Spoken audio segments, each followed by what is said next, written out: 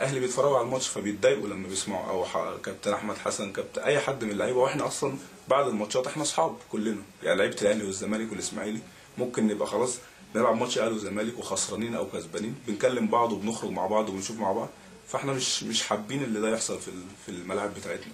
وانا عايز اقول للجمهور يعني ان العلاقه بين اللاعبين كلهم سواء اهلي زمالك اسماعيلي اي فرقه، كل اللعيبه كلها بين بعض اصحاب واحباب وبيهرجوا وبيضحكوا مع بعض. فاتمنى يا رب في الماتشات كل الماتشات اللي جايه ان الناس تشجع فرقتها بس، هم ملاش دعوه باي حاجه. ويا ريت ما نسمعش الالفاظ البذيئه في ملاعبنا تاني، وكل واحد يشجع فرقته ملوش دعوه باي حاجه تانيه يعني. شجع فرقتك زي ما انت عايز من غير غلط في اي حد. اعتقد المنافسه شيء كويس وكل حاجه، بس التعصب يعني الفتره الاخيره فيه غلط كتير، معظم الناس بيبقى فيه غلط ما بينهم، مشاكل كتير. فاحنا بنتمنى الفتره الجايه يعني ان شاء الله الامور تكون مستقره ويعني نبعد عن التعصب ونركز. يعني اشجع فرقتي زي احنا كلاعيبه، يعني الواحد بيموت نفسه في الملعب لفرقته، ماليش دعوه بالفرقه الثانيه، من غير غلط في حد، من غير اذى لاي حد.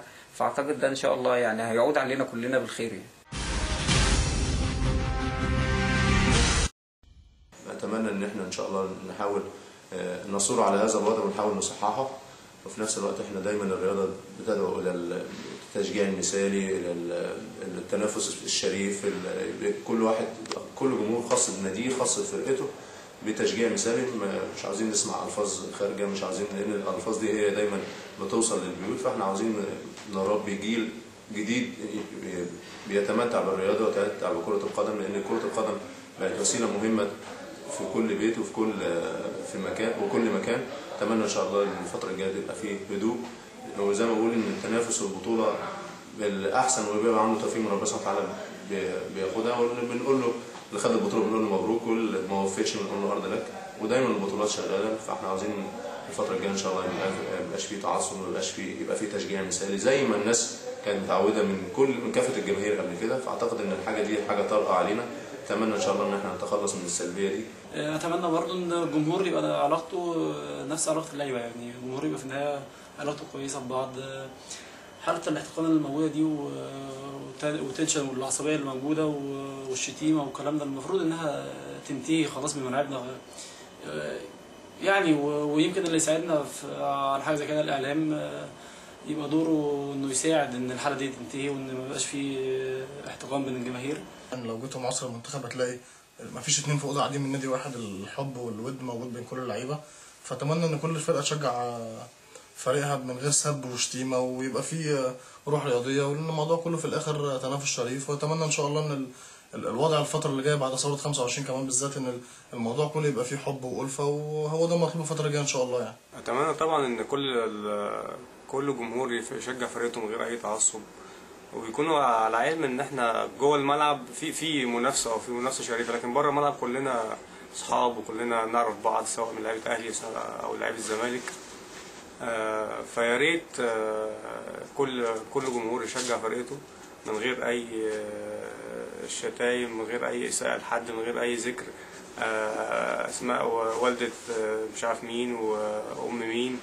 فما ينفعش الكلام ده كله. يا ريت نلتزم، يبقى في تشجيع للفرقه بس شكلهم يبقى حلو، بيشجعوا سواء التراس اهلاوي او زملكاوي او اسماعيلي. فالناس بيبقى شكلها حلو، بتشجع وبيدينا حافز وبيدينا روح جوه الملعب. فيا ريت كل واحد يلتزم بالنقطه دي بس، ما يفكرش في اهانه او سب حد من الجمهور من اللعيبه الثانيه او الجمهور الثاني.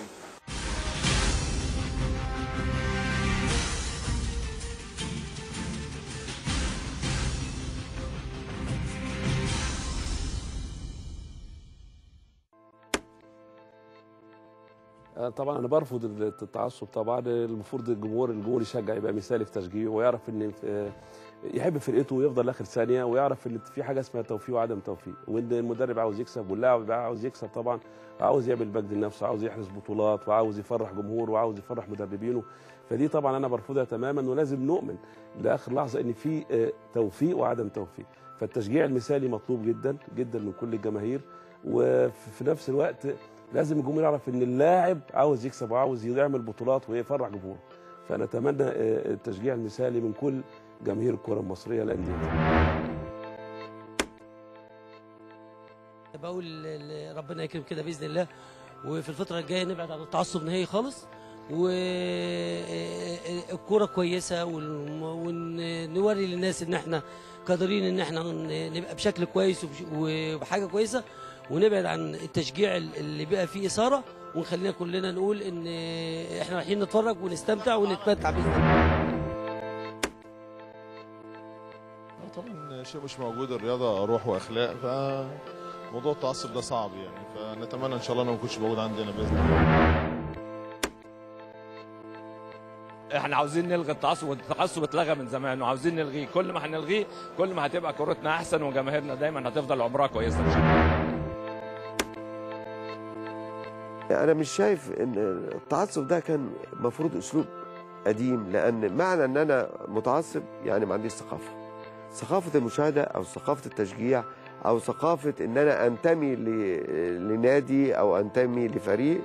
دي مفروض اصبحت حضاريه، ان انا بشوف حاجه حلوه لان انا بستمتع بكره القدم، وليس ان انا رايح مباراه عشان ارجع متضايق ومتعصب ومتخانق وعندي ضغط وميت. الكلام ده كان زمان، اما اصبحت كره القدم دلوقتي اصبحت احد الصناعات اللي بتسعد الجماهير وتسعد الساده المشاهدين.